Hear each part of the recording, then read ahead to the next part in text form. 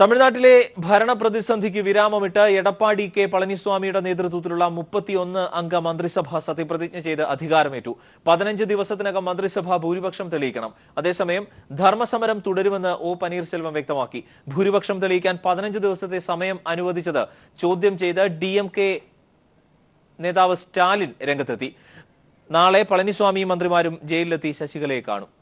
ஏ பழனிசாமி என்னும் நான் சட்டப்படி அமைக்கப்பட்ட இந்திய அரசியலமைப்பின்பால் உண்மையான நம்பிக்கையும் രാജ്ഭവനിൽ നടന്ന ചടങ്ങിൽ ഗവർണർ സി വിദ്യാസാഗർ റാവു ചൊല്ലിക്കൊടുത്ത സത്യവാചകം ഏറ്റുചൊല്ലി എടപ്പാടി പളനിസ്വാമിയും 30 മന്ത്രിമാരും അധികാരമേറ്റതോടെയാണ് തമിഴ്നാട്ടിലെ ദിവസങ്ങൾ നീണ്ട രാഷ്ട്രീയ അനിശ്ചിതത്വത്തിന് വിരാമമായത്. 124 MLA-മാരുടെ പിന്തുണയുള്ള ശശികലയുടെ അനുയായി എടപ്പാടി പളനിസ്വാമിയുടെ സർക്കാർ രൂപീകരണത്തിലുള്ള അവകാശവാദം ഗവർണർ അംഗീകരിക്കുകയായിരുന്നു. സഭയിൽ ഭൂരിപക്ഷം തെളിയിക്കാൻ അനുവദിക്കണമെന്ന കാവൽ മുഖ്യമന്ത്രി പനീർസെൽവത്തിന്റെ ആവശ്യം തള്ളിക്കൊണ്ടായിരുന്നു പളനിസ്വാമിയെ സർക്കാർ രൂപീകരണത്തിന് ക്ഷണിച്ചത്. 15 ദിവസത്തിനകം പളനിസ്വാമി മന്ത്രിസഭ ഭൂരിപക്ഷം തെളിയിക്കണം. അതേസമയം പൊരുതാനുറച്ച് പനീർസെൽവത്തിന്റെ നേതൃത്വത്തിലുള്ള വിമതപക്ഷവും രാഷ്ട്രീയ നീക്കങ്ങൾ ശക്തമാക്കി. ധർമ്മസമരം തുടരുമെന്നും പാർട്ടിയിലെ കുടുംബവാഴ്ച അനുവദിക്കില്ലെന്നുമായിരുന്നു പനീർസെൽവത്തിന്റെ പ്രതികരണം. ശശികലയെ പാർട്ടി ജനറൽ സെക്രട്ടറിയായത് നിയമവിരുദ്ധമാണെന്ന പരാതിയുമായി പനീർസെൽവത്തെ പിന്തുണയ്ക്കുന്ന MP-മാർ മുഖ്യ തിരഞ്ഞെടുപ്പ് കമ്മീഷനുമായി കൂടിക്കാഴ്ച നടത്തി. സർക്കാർ രൂപീകരണത്തിന് പളനിസ്വാമിക്ക് അനുമതി നൽകിയ ഗവർണറുടെ തീരുമാനത്തെ സ്വാഗതം ചെയ്ത പ്രതിപക്ഷ നേതാവും DMK വർക്കിംഗ് പ്രസിഡന്റുമായ MK സ്റ്റാലിൻ ഭൂരിപക്ഷം തെളിയിക്കാൻ 15 ദിവസത്തെ സമയം അനുവദിച്ചത് കുതിരക്കച്ചവടത്തിന് വഴിയൊരുക്കുമെന്ന് കുറ്റപ്പെടുത്തി. രാഷ്ട്രീയ പ്രതിസന്ധിക്ക് താൽക്കാലിക പരിഹാരമായെങ്കിലും പളനിസ്വാമി ഭൂരിപക്ഷം തെളിയിക്കുന്നതുവരെയുള്ള ദിവസങ്ങൾ തമിഴ് രാഷ്ട്രീയത്തിൽ നിർണായകമാണ്. നിലവിൽ ഭൂരിപക്ഷമുണ്ടെങ്കിലും വിലപേശലോ കുതിരക്കച്ചവടമോ നടന്നാൽ നിലവിലെ കാര്യങ്ങൾ മാറിമറിഞ്ഞേക്കാം. ക്യാമറമാൻ ശൈലേഷ് കല്ലായിക്കൊപ്പം M സന്തോഷ്. തികച്ചും അപ്രതീക്ഷിതമായാണ് പളനിസ്വാമി തമിഴ്നാട് മുഖ്യമന്ത്രി സ്ഥാനത്തേക്ക് എത്തിയത്. അവസാന നിമിഷം വരെ സജീവ പരിഗണനയിലുണ്ടായിരുന്ന സെങ്കോട്ടയ്യനെ മറികടന്നാണ് പളനിസ്വാമിയുടെ കടന്നുവരവ്. ജയലളിതയ്ക്ക് ശേഷം ശശികലയുടെയും വിശ്വാസ്യത നേടാനായി എന്നതാണ് തുറമുഖ വകുപ്പ് മന്ത്രിയായിരുന്ന പളനിസ്വാമിക്ക് നറുക്കുവീഴാൻ കാരണം. അണ്ണാദുരൈ, MGR, ജയലളിത ഉൾപ്പെടെ തമിഴകത്തിന്റെ ദൈവസമാനമായ നേതാക്കളുടെ പിന്മുറക്കാരനായി ഇനി മുഖ്യമന്ത്രി കസേരയിൽ എടപ്പാടിയുടെ സ്വന്തം കെ പളനിസ്വാമി. സേലത്തെ ഒരു സാധാരണ കർഷക കുടുംബത്തിലെ കടുത്ത MGR ആരാധകൻ തമിഴ്നാട് മുഖ്യമന്ത്രി സ്ഥാനത്തേക്ക് എത്തിയത് നാടകീയവും അപ്രതീക്ഷിതവുമായി. കോടതി വിധി വന്ന ശേഷം ഏവരെയും ഞെട്ടിച്ചുകൊണ്ടാണ് സജീവ പരിഗണനയിലായിരുന്ന സെങ്കോട്ടയ്യന് പകരം പളനിസ്വാമിയെ ശശികല നേതാവായി പ്രഖ്യാപിച്ചത്. പനീർസെൽവത്തിനൊപ്പം ജയലളിത നേരത്തെ പരിഗണിച്ച നേതാവ് കൂടിയായിരുന്നു പളനിസ്വാമി. ശശികലയുമായി ഏറ്റവും അടുത്ത വിശ്വാസ്യത നിലനിർത്താനായതാണ് ഹൈവേ തുറമുഖ വകുപ്പ് മന്ത്രി കൂടിയായിരുന്ന പളനിസ്വാമിക്ക് മുഖ്യമന്ത്രി പദത്തിലേക്ക് നറുക്കുവീഴാൻ കാരണം. സേലത്തെ ക്ഷീര കർഷകർക്കിടയിൽ പ്രവർത്തനം തുടങ്ങിയ Palaniswami Tamil Nadu cement corporation chairman, endowment board chairman തുടങ്ങിയ പദവികളിലൂടെയാണ് പ്രായോഗിക രാഷ്ട്രീയത്തിൽ ചുവടുറപ്പിക്കുന്നത്. പിന്നീട് 1989 നിയമസഭാ തെരഞ്ഞെടുപ്പ് വിജയം 1991 2011 2016 ആവർത്തിക്കാനായി. 1998 ലോക്സഭാംഗം 35,000-ൽ പരം വോട്ടിന്റെ ഭൂരിപക്ഷത്തിലെ 2011 വിജയം ജയലളിത മന്ത്രിസഭയിൽ ക്യാബിനറ്റ് മന്ത്രിപദം സമ്മാനിച്ചു. ഇക്കഴിഞ്ഞ തെരഞ്ഞെടുപ്പിൽ 42,000 വോട്ടിനായിരുന്നു വിജയം. ഇതോടെ പളനിസ്വാമിക്ക് ശേഷം 3ാം മന്ത്രിപദം ജയലളിത മന്ത്രിസഭയിൽ പളനിസ്വാമിയെ തേടിയെത്തി. ഇക്കാലയളവിൽ ശശികലയുടെ രാഷ്ട്രീയ ഭരണ ഇടപെടലുകളിൽ ഒരു എതിർപ്പുമില്ലാതെ സഹകരിച്ചത് പളനിസ്വാമിയുടെ മികവിന് കാരണമായി. ജയലളിതയ്ക്ക് പനീർസെൽവം എങ്ങനെയായിരുന്നോ അതുതന്നെയാണ് ചിന്നമ്മ ശശികലയ്ക്ക് പളനിസ്വാമി. പനീർസെൽവത്തെ മുൻനിർത്തി തമിഴ് രാഷ്ട്രീയം ജയലളിത ഭരിച്ചതുപോലെ പരപ്പന അഗ്രഹാര ജയിലിൽ നിന്ന് പളനിസ്വാമിയിലൂടെ നിയന്ത്രിക്കാമെന്ന് ശശികലയും ആശ്വസിക്കുന്നു. മനുശങ്കർ, ദില്ലി. കേരള അഡ്മിനിസ്ട്രേറ്റീവ് സർവീസ് നടപ്പാക്കുന്നതിൽ നിലപാട് വ്യക്തമാക്കി മുഖ്യമന്ത്രി പിണറായി വിജയൻ. ചിലർ KAS-നെ തെറ്റിദ്ധരിപ്പിച്ചിരിക്കുകയാണ്. അവർ അത് മനസ്സിലാക്കി തെറ്റുതിരുത്താൻ തയ്യാറാകണം. ആരെതിർത്താലും KAS നടപ്പാക്കുമെന്നും മുഖ്യമന്ത്രി വ്യക്തമാക്കി. വിവരാവകാശ നിയമത്തിന് സംസ്ഥാന സർക്കാർ എതിരല്ല. വിഷയത്തിൽ പുകമറ സൃഷ്ടിക്കാൻ ശ്രമം നടക്കുന്നതായി മുഖ്യമന്ത്രി തിരുവനന്തപുരത്ത് പറഞ്ഞു. കേരള അഡ്മിനിസ്ട്രേറ്റീവ് സർവീസ് നടപ്പാക്കുന്നതിനെതിരെ സെക്രട്ടേറിയറ്റിലെ ഒരു വിഭാഗം ജീവനക്കാർ സമരം ചെയ്യുന്ന സാഹചര്യത്തിലാണ് മുഖ്യമന്ത്രി സർക്കാർ നിലപാട് വ്യക്തമാക്കിയത്. സർവീസ് മേഖലയ്ക്ക് ദോഷം വരുന്നതല്ല KAS. സെക്രട്ടേറിയറ്റിലെ ഒരു വിഭാഗം ഇതിനെ തെറ്റിദ്ധരിച്ചിരിക്കുകയാണ്. അത് അവർ മനസ്സിലാക്കി തിരുത്താൻ തയ്യാറാകണം. ആരെതിർത്താലും KAS നടപ്പാക്കുമെന്നും മുഖ്യമന്ത്രി തിരുവനന്തപുരത്ത് കേരള ലെജിസ്ലേച്ചർ സെക്രട്ടേറിയറ്റ് സ്റ്റാഫ് അസോസിയേഷന്റെ വാർഷിക സമ്മേളനത്തിൽ വ്യക്തമാക്കി. ഇത് സെക്രട്ടേറിയറ്റിലെ ഒരു വിഭാഗം മാത്രം ആണ് ഇപ്പോൾ തെറ്റിദ്ധരിച്ച് നിൽക്കുന്നത്. അത് മനസ്സിലാക്കി തിരുത്താൻ അത്തരം ആളുകൾ സന്നദ്ധമാകണം എന്നാണ് എനിക്ക് ഈ ഘട്ടത്തിൽ അഭ്യർത്ഥിക്കാനുള്ളത്. എതിർത്താലും ഇത് നടപ്പാക്കുമെന്ന കാര്യത്തിൽ യാതൊരു സംശയവും വേണ്ട. പിന്നെ ഇത് നടപ്പാക്കാൻ പുറപ്പെട്ടവർ തന്നെ ചിലർ എന്തിനാണ് ഇപ്പോൾ അതിൻ്റെ കൂടെ ചേരുന്നത് എന്ന് മനസ്സിലാകുന്നില്ല. അത് അങ്ങനെ ചേരുന്നവർ പരിശോധിക്കേണ്ട കാര്യമാണ്. ജീവനക്കാർക്കൊപ്പമാണ് ഈ സർക്കാർ നിലകൊള്ളുന്നത്. KS നാട് ആവശ്യപ്പെടുന്നതാണെന്നും പിണറായി കൂട്ടിച്ചേർത്തു. ഈ സർക്കാർ പുതുതായി കൊണ്ടുവന്നതല്ല ഇതെന്നും മുഖ്യമന്ത്രി വ്യക്തമാക്കി. വിവരാവകാശ നിയമത്തിന് സർക്കാർ എതിരാണ് എന്ന വാർത്തകൾക്കും മുഖ്യമന്ത്രി മറുപടി നൽകി. ഈ രാജ്യത്ത് ഏത് സംസ്ഥാനത്തിലാണ് മന്ത്രിസഭയുടെ തീരുമാനങ്ങൾ അതേപോലെ വെബ്സൈറ്റിലിടുന്ന ഒരു ഗവൺമെന്റ് ഉള്ളത്? എന്തിനാണ് പുകമറ സൃഷ്ടിക്കാൻ നോക്കുന്നത്? ആർക്ക് വേണ്ടിയാണത്? എന്താണ് അതിന്റെ ഉദ്ദേശം? സർക്കാരിനെതിരെ അനാവശ്യ വിവാദമുണ്ടാക്കാൻ ശ്രമിക്കുന്നവർ പറയാനുള്ള കഴിവൊന്നും ആർക്കും നഷ്ടപ്പെട്ടിട്ടില്ല എന്നത് ഓർമ്മിക്കണമെന്നും മുഖ്യമന്ത്രി കൂട്ടിച്ചേർത്തു. News bureau, Thiruvananthapuram. Kerala administrative service നടപ്പാക്കുന്നതിനെതിരെ ജോലി ബഹിഷ്കരിച്ച സമരം ചെയ്ത ഒരു വിഭാഗം ജീവനക്കാരുടെ ശമ്പളം തടയാൻ സർക്കാർ തീരുമാനം. ചീഫ് സെക്രട്ടറി ഇത് സംബന്ധിച്ച പൊതുഭരണ വകുപ്പിന് നിർദ്ദേശം നൽകി. UDF അനുകൂല സംഘടനയാണ് സമരത്തിൽ പങ്കെടുക്കുന്നത്. രജിസ്റ്ററിൽ ഒപ്പിട്ട ശേഷം ജോലി ബഹിഷ്കരിക്കുന്ന ജീവനക്കാരുടെ നിലപാട് അംഗീകരിക്കില്ലെന്നും സർക്കാർ വ്യക്തമാക്കി. കേരള അഡ്മിനിസ്ട്രേറ്റീവ് സർവീസ് നടപ്പാക്കുന്നതിനെതിരെ ഒരു വിഭാഗം ജീവനക്കാരുടെ 50 ദിവസം നീണ്ട പ്രതിഷേധം അവസാനിപ്പിക്കാൻ ചീഫ് സെക്രട്ടറി ഇന്നലെ വിളിച്ച യോഗത്തിലും തീരുമാനമാകാത്തതിനെ തുടർന്നാണ് ജീവനക്കാരുടെ ജോലി ബഹിഷ്കരണം ഇന്ന് നടന്നത്. എന്നാൽ സമരം ചെയ്യുന്നവർക്കെതിരെ കർശന നടപടി സ്വീകരിക്കാനാണ് സർക്കാർ തീരുമാനം. രജിസ്റ്ററിൽ ഒപ്പിട്ട ശേഷം ജോലി ബഹിഷ്കരിക്കുന്ന ജീവനക്കാരുടെ ശമ്പളം തടയാൻ സർക്കാർ തീരുമാനിച്ചു. ചീഫ് സെക്രട്ടറി ഇത് സംബന്ധിച്ച് പൊതുഭരണ വകുപ്പിന് നിർദ്ദേശം നൽകിയിട്ടുണ്ട്. ഹാജർ നില പരിശോധിച്ച് സമരത്തിൽ പങ്കെടുത്തവരെ കണ്ടെത്തി റിപ്പോർട്ട് നൽകാൻ സെക്ഷൻ ഓഫീസർമാരോടും ചീഫ് സെക്രട്ടറി ആവശ്യപ്പെട്ടിട്ടുണ്ട്. ശമ്പളത്തെയും സ്ഥാനക്കയറ്റത്തെയും ബാധിക്കാതെ KS പരിഷ്കരിക്കുമെന്ന് സർക്കാർ വ്യക്തമാക്കിയിരുന്നു. ഈ വാദം അംഗീകരിക്കുന്ന CPIM അനുകൂല സംഘടന മറ്റ് സംഘടനകളുടെ പ്രതിഷേധം അനവസരത്തിലാണെന്നും പ്രതികരിച്ചു. കോൺഗ്രസ് അനുകൂല സംഘടനയായ സെക്രട്ടേറിയറ്റ് അസോസിയേഷൻ ജീവനക്കാരാണ് ജോലി ബഹിഷ്കരിച്ച് പ്രതിഷേധിക്കുന്നത്. ജോലി ബഹിഷ്കരിച്ച ജീവനക്കാർ സെക്രട്ടേറിയറ്റിന് മുന്നിൽ പ്രതിഷേധ പ്രകടനവും നടത്തി. ഇന്നത്തെ സൂചനാ പണിമുടക്കിന് ശേഷം ഉപവാസവും നിരാഹാരവും അടക്കം സമരം ശക്തിപ്പെടുത്താനാണ് പ്രതിഷേധക്കാരുടെ തീരുമാനം. News bureau, Thiruvananthapuram. കശുവണ്ടി ഇറക്കുമതിയുമായി ബന്ധപ്പെട്ട മന്ത്രി J. മേഴ്സിക്കുട്ടിയമ്മയ്ക്കെതിരായ അഴിമതി ആരോപണത്തിൽ കഴമ്പില്ലെന്ന് വിജിലൻസ്. നടപടി സദുദ്ദേശത്തോടെ ആയിരുന്നുവെന്ന് വ്യക്തമാക്കി വിജിലൻസ് കോടതിയിൽ ദ്രുതപരിശോധനാ റിപ്പോർട്ട് സമർപ്പിച്ചു. വിവരങ്ങളുമായി ഞങ്ങളുടെ പ്രതിനിധി ജിതിൻ ചന്ദ്രൻ ചേരുന്നു. ജിതിൻ, വിശദാംശങ്ങൾ. അരുൺ, കശുവണ്ടി വികസന കോർപ്പറേഷൻ നേരിട്ട് തോട്ടണ്ടി ഇറക്കുമതി ചെയ്തതിൽ 10.34 കോടി രൂപയുടെ അഴിമതി നടന്നെന്നായിരുന്നു ആരോപണം. ഈ ആരോപണത്തിൽ കഴമ്പില്ലെന്ന് വ്യക്തമാക്കുന്നതാണ് ഇപ്പോൾ വിജിലൻസ് കോടതിയിൽ സമർപ്പിച്ചിരിക്കുന്ന ദ്രുതപരിശോധനാ റിപ്പോർട്ട്. അടഞ്ഞുകിടക്കുന്ന കശുവണ്ടി ഫാക്ടറികൾ തുറക്കുക എന്ന ലക്ഷ്യത്തോടെയായിരുന്നു സർക്കാർ കശുവണ്ടി ഇറക്കുമതി ചെയ്തതെന്നും മന്ത്രി മേഴ്സിക്കുട്ടിയമ്മ സദുദ്ദേശത്തോടു കൂടിയാണ് ഇക്കാര്യത്തിൽ ഇടപെട്ടത് എന്നും റിപ്പോർട്ടിൽ വ്യക്തമാക്കുന്നുണ്ട്. കുറഞ്ഞ തുക ക്വാട്ട് ചെയ്ത സ്ഥാപനങ്ങളെ ഒഴിവാക്കി കോർപ്പറേഷൻ നേരിട്ട് കശുവണ്ടി ഇറക്കുമതി ചെയ്തതിൽ അഴിമതി ഉണ്ടെന്നായിരുന്നു പരാതിക്കാരന്റെ വാദം. ഈ വാദവും ദ്രുതപരിശോധനാ റിപ്പോർട്ടിൽ തള്ളിക്കളയുന്നുണ്ട്. ഇത്തരത്തിൽ അഴിമതിയിൽ ഒട്ടും കഴമ്പില്ല എന്ന് വ്യക്തമാക്കിയാണ് വിജിലൻസ് കോടതിയിൽ ദ്രുതപരിശോധനാ റിപ്പോർട്ട് സമർപ്പിച്ചിരിക്കുന്നത്. ഈ കേസ് നാളെ തിരുവനന്തപുരം പ്രത്യേക വിജിലൻസ് കോടതി പരിഗണിക്കാനിരിക്കെയാണ് ഇന്ന് വിജിലൻസിന്റെ ദ്രുതപരിശോധനാ റിപ്പോർട്ട് കോടതിയിൽ സമർപ്പിച്ചിരിക്കുന്നത്. കാപെക്സ് മുൻ ഡയറക്ടർ ബോർഡ് അംഗവും മേഴ്സിക്കുട്ടിയമ്മയുടെ ഭർത്താവുമായ P. തുളസിക്കുറുപ്പ്, കോർപ്പറേഷൻ MD സേവ്യർ എന്നിവർക്കുമെതിരെയും ഈ സമാന ആരോപണമുണ്ടായിരുന്നു. ഇവർക്കെതിരെ നടത്തിയ അന്വേഷണത്തിലും കഴമ്പില്ല എന്നാണ് കത്തിയിരിക്കുന്നത്. നേരത്തെ നിയമസഭയിൽ കോൺഗ്രസ് MLA VD സതീശനാണ് ഇത് സംബന്ധിച്ച് ആദ്യം അഴിമതി ആരോപണം ഉന്നയിച്ചിരുന്നത്. പിന്നീട് P. റഹീം എന്നയാളാണ് ഇത് സംബന്ധിച്ച് അന്വേഷിക്കണമെന്നാവശ്യപ്പെട്ട് വിജിലൻസിനെ സമീപിച്ചിരുന്നത്. എന്തായാലും അഴിമതി ആരോപണത്തിൽ കഴമ്പില്ല എന്നാണ് വിജിലൻസ് ഇപ്പോൾ അന്വേഷണ റിപ്പോർട്ടിൽ വ്യക്തമാക്കുന്നത്. അരുൺ, ജിതിൻ ചന്ദ്രൻ വിവരങ്ങൾ നൽകിയത്. മന്ത്രിസഭാ തീരുമാനങ്ങൾ പരസ്യപ്പെടുത്തണമെന്ന് CPI സംസ്ഥാന സെക്രട്ടറി കാനം രാജേന്ദ്രൻ. അറിയാനുള്ള പൗരന്റെ അവകാശം സംരക്ഷിക്കണമെന്നും കാനം രാജേന്ദ്രൻ പറഞ്ഞു. ക്യാബിനറ്റ് തീരുമാനം എടുത്തു കഴിയുന്നത് വരെ അതിൻ്റെ രഹസ്യ സ്വഭാവമുള്ളൂ. എടുത്തു കഴിഞ്ഞാൽ ഇത് പരസ്യമാണ്. ഇത് നിയമം വായിക്കുന്ന എല്ലാവർക്കും മനസ്സിലാകുന്ന കാര്യമാണ്. നമ്മുടെ സംസ്ഥാനത്തെ പൗരന്മാരുടെ അവകാശങ്ങൾ സംരക്ഷിക്കാനുള്ള ബാധ്യതയാണ് അവർ തിരഞ്ഞെടുക്കുന്ന ഭരണകൂടത്തിൻ്റെ ബാധ്യത എന്ന് പറയുന്നത്. ഈ വിവരാവകാശ നിയമം അനുവദിക്കുന്ന അവകാശങ്ങൾ പൗരന്മാർക്ക് സംരക്ഷിച്ച് നൽകാൻ ബാധ്യതയുള്ള ഇടതുപക്ഷമാണ് കേരളത്തിൽ അധികാരത്തിലുള്ളത് എന്ന് ഓർമ്മിച്ച് അതിനനുസൃതമായ പ്രവർത്തനങ്ങളുമായി മുന്നോട്ട് പോകണം. ലാവ്ലിൻ കേസ് വേഗത്തിൽ പരിഗണിക്കണമെന്ന ഹർജി ഹൈക്കോടതി തള്ളി. കേസിൽ കക്ഷിയല്ലാത്തവർ ഇടപെടേണ്ടതില്ല എന്ന് കോടതി. അതേസമയം കേസ് പരിഗണിക്കുന്നതിനിടയിൽ മാധ്യമങ്ങൾക്ക് നേരെ വിമർശനമുയർന്നു.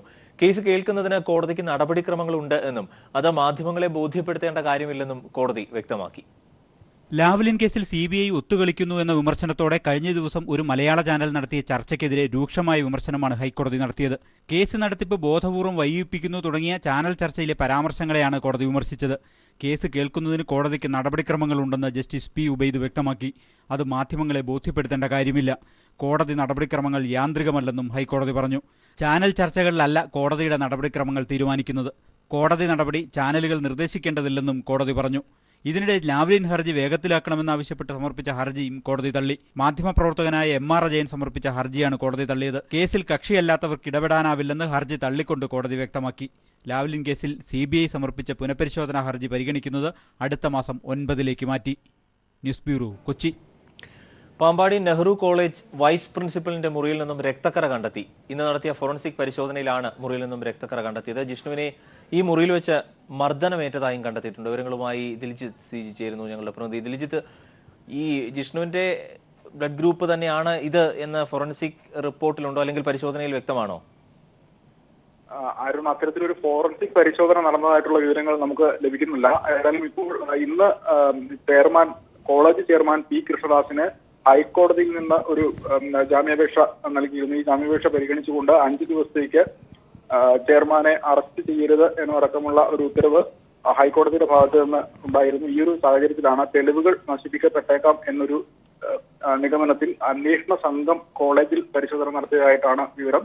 ഫോറൻസിക് പരിശോധന നടന്നിട്ടുള്ളതായിട്ട് അറിയിക്കാൻ സാധിക്കുന്നുണ്ട്. ഏതായാലും ഇപ്പോൾ വൈസ് പ്രിൻസിപ്പലിന്റെയും PROയുടെയും അടക്കമുള്ള മുറികളിൽ പരിശോധന നടത്തിയപ്പോഴാണ് ഇത്തരത്തിലൊരു രക്തക്കറ കണ്ടെത്തിയിട്ടുള്ളത് എന്ന് മനസ്സിലാക്കാൻ സാധിക്കുന്നു. ഇത് ജിഷ്ണുവിനെ ഇടിമുറിയിൽ എത്തിച്ച് മർദ്ദിച്ചു എന്ന ഒരു ആരോപണം വിദ്യാർത്ഥികളുടെ ഭാഗത്ത് നിന്ന് മുമ്പ് ഉണ്ടായിരുന്നു. ഈ മുറിയിൽ എത്തിച്ചായിരിക്കണം ജിഷ്ണുവിനെ മർദ്ദിച്ചിട്ടുണ്ടാവുക എന്ന് കരുതുന്നു. അതുകൊണ്ട് തന്നെ ഇത്തരത്തിൽ ജിഷ്ണുവിന്റെ രക്തമായിരിക്കാം ഇത് എന്നൊരു സംശയത്തെ തുടർന്നാണ് ഇപ്പോൾ അന്വേഷണ സംഘം ഇതിനുള്ള ഫോറൻസിക് പരിശോധനയ്ക്കുള്ള നടപടികൾ ആരംഭിച്ചിട്ടുണ്ട് എന്ന് തന്നെയാണ് നമുക്ക് ലഭിക്കുന്ന സൂചന. അതായത് നേരത്തെ തന്നെ ഇങ്ങനെ ആരോപണം ഉണ്ടായിരുന്നു, ഇടിമുറിയായി ഉപയോഗിച്ചിരുന്നത് ഈ റൂം കൂടിയാണ്, വൈസ് പ്രിൻസിപ്പലിന്റെ റൂം കൂടിയാണ് എന്ന തരത്തിൽ. ഇത് എങ്ങനെയാണ് ഈ രക്തക്കറ ഇവിടെ നിന്ന് കണ്ടെത്തിയിട്ടുള്ളത്? രക്തശകലങ്ങളായാണോ? എന്താണ് ഈ ഫോറൻസിക് റിപ്പോർട്ടിൽ കൃത്യമായി പറയുന്നത്? ആയിരുന്നു അത്തരത്തിലൊരു ഫോറൻസിക് പരിശോധന ഇതുവരെ നടന്നതായി സ്ഥിരീകരണം ഇല്ല. ഇപ്പോൾ ഹൈക്കോടതി ചെയർമാനെ അറസ്റ്റ് ചെയ്യാൻ 5 ദിവസത്തേക്ക് ചെയർമാനെ അറസ്റ്റ് ചെയ്യരുത് എന്നൊരു നിർദ്ദേശം പോലീസിന് കൈമാറുന്ന അത്തരത്തിലൊരു ഉത്തരവ് വരുന്ന സാഹചര്യത്തിൽ തെളിവുകൾ നശിപ്പിക്കപ്പെട്ടേക്കാം എന്നൊരു നിഗമനത്തിൽ പോലീസ് ഇപ്പോൾ ഇന്ന് വീണ്ടും കോളേജിൽ പരിശോധന നടത്തിയിട്ടുണ്ട് എന്നാണ് സൂചന. ആ ഒരു പരിശോധനയിലാണ് ഇത്തരത്തിൽ വൈസ് പ്രിൻസിപ്പലിന്റെ മുറിയിൽ നിന്നും രക്തക്കറ ലഭിച്ചതായുള്ളൊരു വിവരം ലഭിക്കുന്നത്. ഇത് ജിഷ്ണുവിന്റെ രക്തമാണോ എന്നതടക്കമുള്ള കാര്യങ്ങൾ ഇനി സ്ഥിരീകരിക്കേണ്ടി വരും. ഇനിയും അത്തരത്തിൽ മുമ്പ് സൂചിപ്പിച്ചതുപോലെ തന്നെ ഫോറൻസിക് പരിശോധന അടക്കമുള്ള കാര്യങ്ങളിലേക്ക് പോകേണ്ടി വരും. അതിലേക്ക് ഇത്തരത്തിൽ ഇന്ന് കണ്ടെത്തിയ ഈ രക്തക്കറ ജിഷ്ണുവിന്റേതാണ് എന്നതടക്കമുള്ള കാര്യങ്ങളിലേക്ക് ഫോറൻസിക് പരിശോധന നടത്തി സ്ഥിരീകരണം ഉണ്ടാവേണ്ടതുണ്ട്. ഏതായാലും ഇത്തരത്തിൽ ഇടിമുറിയിൽ എത്തിച്ച് വിദ്യാർത്ഥികളെ മർദ്ദിക്കുന്നതടക്കമുള്ള കാര്യങ്ങൾക്ക് ഒരു സ്ഥിരീകരണം ഉണ്ടാവേണ്ട ഒരു വാർത്തയാണ് ഇപ്പോൾ പുറത്തുവരുന്നത്. ഈ PROയുടെ മുറിയിൽ നിന്നും ശുചിമുറിയിൽ നിന്നും രക്തക്കറ കണ്ട് എത്തി എന്നൊരു വിവരം കൂടി ഏറ്റവും പുതിയതായി വരുന്നുണ്ടല്ലോ ദിൽജിത്ത്. തീർച്ചയായും ഇത്തരത്തിൽ കോളേജിൽ എത്തിച്ച് PROയുടെ സഞ്ജിത് വിശ്വനാഥിന്റെ മുറിയിലടക്കം വിദ്യാർത്ഥികളെ എത്തിച്ച് മർദ്ദിക്കുന്ന അടക്കമുള്ള കാര്യങ്ങൾ ഉണ്ടാവാറുണ്ടായിരുന്നെന്ന് മുൻപ് വിദ്യാർത്ഥികളുടെ ആരോപണം ഉണ്ടായിരുന്നു. ജിഷ്ണുവിനെയും കോപ്പി അടിച്ചു എന്നൊരു ആരോപണം കെട്ടിച്ചത് വ്യാജമായ ഒരു ആരോപണം കെട്ടിച്ചമച്ചുകൊണ്ട് ജിഷ്ണുവിനെ ശകാരിക്കുകയും അതിനുശേഷം വൈസ് പ്രിൻസിപ്പളും പരീക്ഷാ ചുമതല ഉണ്ടായിരുന്ന അധ്യാപകരും CP പ്രവീൺ അടക്കമുള്ള ഇൻവിജിലേറ്റർമാർ അടക്കം മുറിയിലേക്ക് കൊണ്ടുവന്ന മർദ്ദിക്കുന്ന ഒരു അവസ്ഥയുണ്ടായിരുന്നു. അതിനുശേഷം ആണ് ജിഷ്ണുവിന്റെ മരണം സംഭവിക്കുന്നത്. അതോടൊപ്പം ഇത്തരത്തിൽ മർദ്ദനം നടന്നതായുള്ള സ്ഥിരീകരണം വിദ്യാർത്ഥികളുടെ ഭാഗത്തു നിന്നും ഉണ്ടായിരുന്നു. ഇത്തരത്തിൽ കോളേജിന്റെ ഉള്ളിൽ ഇത്തരത്തിൽ പരിസരങ്ങളിലെല്ലാം തന്നെ കണ്ടെത്തിയിരിക്കുന്ന രക്തക്കറകളെ കുറിച്ച് ഇത് സംഭവത്തിലെ ദുരൂഹതകൾ വർദ്ധിപ്പിക്കുന്ന ഒരു സംഭവമാണ് ഇപ്പോൾ ഉണ്ടായിരിക്കുന്നത്. ദിൽജിത്താണ് വിവരങ്ങൾ നൽകിയത്. ജിഷ്ണുവിന്റെ മരണത്തിന് ഉത്തരവാദികളായ കോളേജ് അധികൃതരെ അറസ്റ്റ് ചെയ്ത് ജയിലിലടക്കണമെന്ന് VS അച്യുതാനന്ദൻ. ജിഷ്ണു പ്രണോയുടെ വീട്ടിൽ സന്ദർശനം നടത്തിയ ശേഷം പ്രതികരിക്കുകയായിരുന്നു VS. അതേസമയം ജിഷ്ണു കേസിൽ സ്പെഷ്യൽ പ്രോസിക്യൂട്ടറായി CP ഉദയഭാനുവിനെ നിയമിക്കണമെന്നാവശ്യപ്പെട്ട് ജിഷ്ണുവിന്റെ അമ്മ മുഖ്യമന്ത്രിക്ക് കത്തയച്ചു. ഉച്ചയ്ക്ക് 1 മണിയോടെയാണ് VS അച്യുതാനന്ദൻ ജിഷ്ണുവിന്റെ വളയത്തെ വീട്ടിലെത്തിയത്. ജിഷ്ണുവിന്റെ അമ്മ മഹജിയെയും അച്ഛൻ അശോകനെയും സഹോദരി അവിഷ്ണയെയും VS ആശ്വസിപ്പിച്ചു. താൻ കൂടെ ഉണ്ടാകുമെന്ന് ഉറപ്പു നൽകി. ജിഷ്ണുവിന്റെ മരണത്തിന് ഉത്തരവാദികളായ കോളേജ് അധികൃതരെ അറസ്റ്റ് ചെയ്ത് ജയിലിലടക്കണമെന്ന് VS ആവശ്യപ്പെട്ടു. ഉടനെ തന്നെ പ്രതികളെ അറസ്റ്റ് ചെയ്ത് കസ്റ്റഡിയിലെടുക്കുകയും ഉടനെ തന്നെ ചോദ്യങ്ങൾ ചെയ്താൽ പ്രതികളെ എല്ലാം തന്നെ ഒന്നൊഴിയാതെ പുറത്തു കൊണ്ടുവരുവാൻ കഴിയും. അതിനു വേണ്ടിയിട്ടുള്ള അറസ്റ്റും ആവശ്യമായ നടപടികളും ഉടനടി തന്നെ ആരംഭിക്കണമെന്നാണ് എന്റെ അഭിപ്രായം. ജിഷ്ണുവിന്റേത് കൊലപാതകമാണെന്നും തെളിവുകൾ കയ്യിലുണ്ടെന്നും ബന്ധുക്കൾ VSനെ അറിയിച്ചു.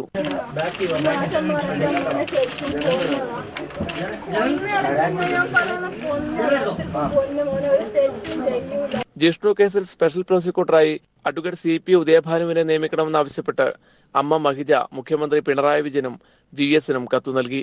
News bureau, Kozhikode. ലക്ഷ്മി നായരെ അറസ്റ്റ് ചെയ്യുന്നത് ഈ മാസം 23 വരെ ഹൈക്കോടതി തടഞ്ഞു. വിദ്യാർത്ഥിയെ ജാതിപ്പേര് വിളിച്ച് അധിക്ഷേപിച്ചു എന്ന കേസ് റദ്ദാക്കണമെന്നാവശ്യപ്പെട്ട് ലക്ഷ്മി നായർ നൽകിയ ഹർജി പരിഗണിക്കവെയാണ് ഹൈക്കോടതി നിർദ്ദേശം നൽകിയത്. നെഹ്റു ഗ്രൂപ്പ് ചെയർമാൻ കൃഷ്ണദാസിനെ 5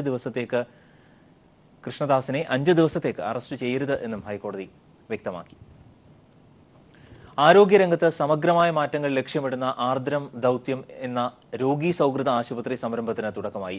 ആർദ്രം ദൗത്യം പദ്ധതിയുടെ സംസ്ഥാനതല ഉദ്ഘാടനം മുഖ്യമന്ത്രി പിണറായി വിജയൻ തലസ്ഥാനത്ത് നിർവഹിച്ചു. സംസ്ഥാനത്ത് ആശുപത്രികളിൽ നിലനിൽക്കുന്ന ഭാരിച്ച ചികിത്സാ ചെലവ് കുറച്ചുകൊണ്ടുവരാൻ സർക്കാർ നടപടി സ്വീകരിക്കുമെന്ന് മുഖ്യമന്ത്രി വ്യക്തമാക്കി. ആശുപത്രിയിൽ വരുന്ന രോഗികൾക്ക് ഗുണമേന്മയുള്ളതും സൗഹാർദ്ദപരവുമായ സേവനങ്ങൾ, താലൂക്ക് ജില്ലാതല ആശുപത്രികളിൽ സ്പെഷ്യാലിറ്റി, സൂപ്പർ സ്പെഷ്യാലിറ്റി സേവനങ്ങൾ, പ്രാഥമിക ആരോഗ്യ കേന്ദ്രങ്ങളെ കുടുംബാരോഗ്യ കേന്ദ്രങ്ങളാക്കി പ്രവർത്തന മേഖല വിപുലമാക്കൽ, രോഗികൾക്ക് പ്രോട്ടോകോൾ പ്രകാരം ഗുണമേന്മയുള്ള ചികിത്സയും പരിചരണവും ലഭ്യമാക്കുക തുടങ്ങിയവയാണ് ആർദ്രം ദൗത്യം പദ്ധതിയിലൂടെ സർക്കാർ ലക്ഷ്യമിടുന്നത്. പദ്ധതിയുടെ സംസ്ഥാനതല ഉദ്ഘാടനം മുഖ്യമന്ത്രി പിണറായി വിജയൻ തിരുവനന്തപുരത്ത് നിർവഹിച്ചു. ഇത് സർക്കാർ ആലോചിച്ചുകൊണ്ടിരിക്കുന്ന ഒരു കാര്യമാണ്. കാരണം ചികിത്സക്ക് തോന്നിയ പോലെ ചാർജ് ഈടാക്കാൻ പറ്റില്ല. അതിനൊരു ക്രമീകരണം ഉണ്ടാവേണ്ടതായിട്ടുണ്ട്. ന്യായമായ ചികിത്സാ ചെലവ് എല്ലാവർക്കും ലഭിക്കണം. അതെങ്ങനെ എന്നത് സർക്കാർ പരിശോധിച്ചുകൊണ്ടിരിക്കുക തന്നെയാണ്. തിരുവനന്തപുരം മെഡിക്കൽ കോളേജ് അങ്കണത്തിൽ നടന്ന ചടങ്ങിൽ ആരോഗ്യമന്ത്രി KK ശൈലജ അധ്യക്ഷത വഹിച്ചു. സംസ്ഥാന സർക്കാരിന്റെ നൂതന പദ്ധതിയായ നവകേരളം മിഷന്റെ ഭാഗമായാണ് ആർദ്രം ദൗത്യം നടപ്പിലാക്കുന്നത്. പദ്ധതിയുടെ ജില്ലാതല ഉദ്ഘാടനം ഈ മാസം 20-ന് നടക്കും. മന്ത്രിമാരായ Kadakampally Surendran, Kadannappally Ramachandran, E Chandrasekharan, deputy speaker V Sasi, mayor VK Prasanth എന്നിവർ ചടങ്ങിൽ സംബന്ധിച്ചു. News bureau, Thiruvananthapuram. നൂറ്റാണ്ടുകൾ പിന്നിട്ടിട്ടും പഴമയിൽ നിന്നും യാതൊരു മാറ്റവുമില്ലാതെയാണ് മാരാമൺ കൺവെൻഷൻ 122ാം വർഷവും പുരോഗമിക്കുന്നത്.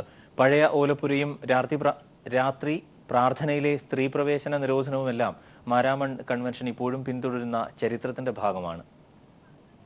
ആധുനിക കാലഘട്ടത്തിൽ കൺവെൻഷനുകളും മീറ്റിംഗുകളുമെല്ലാം വലിയ AC മുറികളിലേക്ക് ചുരുങ്ങുകയാണ് പതിവ്.